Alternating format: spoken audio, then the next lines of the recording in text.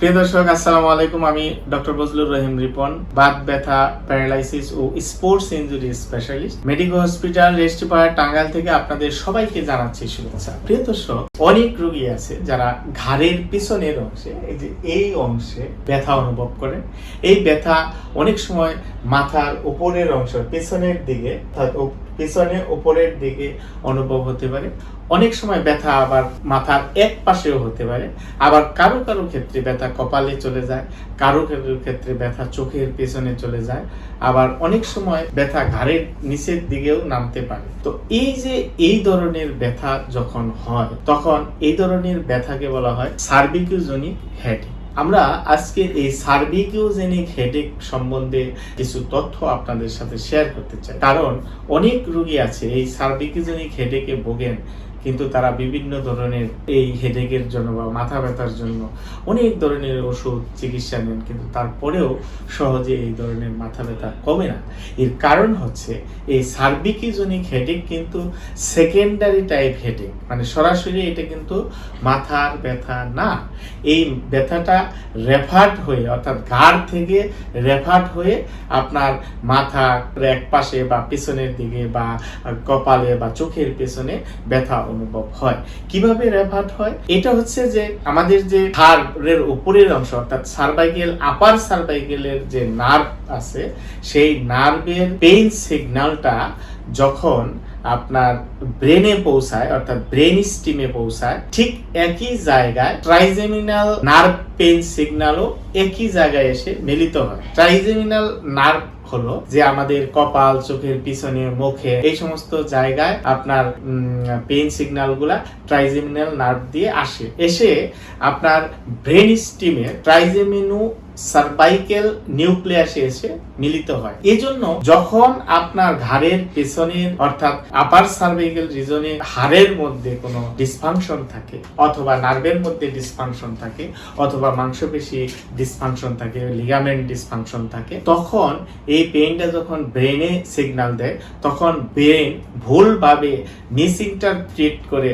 ব্যথাটা কপালের দিকে, চোখের দিকে, ব্রেন মনে করে যে এটা হয়তো কপাল থেকে আসতেছে বা চোখ থেকে আসতেছে বা মাথার থেকে আসতেছে। ফলে সিগন্যালটা আপনার মাথার দিকে বা চোখের দিকে, কপালের দিকে আপনার ব্রেন অটোমেটিক্যালি সিগন্যাল দেয়, ভুল সিগন্যাল দেয়, যেটাকে আমরা রেফার্ড পেন বলি। কারণ রেফার্ড পেন হলো এই কারণে যে এটার মূল সোর্সটা কিন্তু আসলে ঘাড়ের ডিসফাংশনের কারণে হয়। ফলে দেখা যায় যে আমরা যদি এই ঘাড়ের ডিসফাংশনটা কারেকশন না করি, অর্থাৎ যদি মাংসপেশির ডিসফাংশন থাকে সেটাকে কারেকশন করতে হবে। যদি জয়েন্টের ডিসফাংশন থাকে, বিশেষ করে ফ্যাসেট জয়েন্ট ডিসফাংশনটা বেশি হয়, তাহলে সেটাকে আমাদের কারেকশন করতে হবে। নার্ভের মধ্যে চাপ থাকলে সেটাকে আমাদের কারেকশন করতে হবে। যদি লিগামেন্ট প্রবলেম থাকে সেটাকে আমাদের কারেকশন করতে হবে। তাহলেই কিন্তু দ্রুত সময়ের মধ্যে ঘাড়ের ব্যথা, মাথার ব্যথা, চোখের ব্যথা, কপালের যে ব্যথাগুলি, সেগুলি আমরা সহজেই দূর করতে পারি। এটাকে সার্ভিক্যালজেনিক হেডেক বলা হয়। তো এই ধরনের সার্ভিক্যালজেনিক হেডেক হলে আমাদের আসলে চিকিৎসা ব্যবস্থাটা কি? এই ধরনের ব্যথার ক্ষেত্রে মূলত যেটি আসলে চিকিৎসা, সেটি হচ্ছে কনজারভেটিভ চিকিৎসার মাধ্যমেই কিন্তু আপনার এই ধরনের মাথা ব্যথা, ঘাড় ব্যথা দূর করা সম্ভব। এখানে আমাদের অ্যাক্টিভিটি মডিফাই করা, আমাদের বিশেষ করে আমরা যারা ফরওয়ার্ড হেড পোস্টারে কাজ করি, অথবা দীর্ঘ সময় কম্পিউটার ব্যবহার করি, সামনে ঝুঁকে, বা মোবাইল ব্যবহার করি, বা যে কোনো ইলেকট্রনিক জিনিস ব্যবহার করি, বা অফিসিয়াল কাজ করতে যে আমাদের কিন্তু ফরওয়ার্ড হেড পোস্টার, অর্থাৎ ঘাড়টা সামনের দিকে দিয়ে কাজ করি, এই ধরনের কাজ যারা করি তাদেরকে আমাদের অ্যাক্টিভিটিটাকে মডিফাই করতে হবে, অর্থাৎ আমাদের পোস্টার ভঙ্গিমাটাকে কারেকশন করতে হবে, এবং রোগীকে পেইন সম্বন্ধে এডুকেশন দিতে হবে। অর্থাৎ এই পেইন যে আপনার পার্মানেন্ট কোনো ড্যামেজ না, সেটা রোগীকে বোঝাতে হবে, রোগীকে অ্যানশিওর করতে হবে। ফলে আপনার রোগী দ্রুত এই ব্যথাটা কমে যাবে। সাথে আমাদের কিছু এক্সারসাইজ খুবই জরুরি, বিশেষ করে আমাদের ডিপ নেক ফ্লেক্সর মাসলগুলিকে আমাদের স্ট্রেংথেনিং করতে হবে, আমাদের স্কেপুলা স্টেবিলাইজেশন করতে হবে, আমাদের নেক মাসলগুলি যেগুলি বিশেষ করে আপার ট্রাপিজিয়াস মাসল, স্কেলিনি মাসল, লেভেটর স্কেলিনি, এই মাসলগুলোকে আমাদের শক্তিশালী করতে হবে। এবং সাথে আমাদের সার্ভাইকেল রিজনে রোটেশন মুভমেন্ট করে আমাদের জয়েন্ট জয়েন্টের ফাংশন, জয়েন্টের মোবিলিটিটাকে ঠিক রাখতে হবে।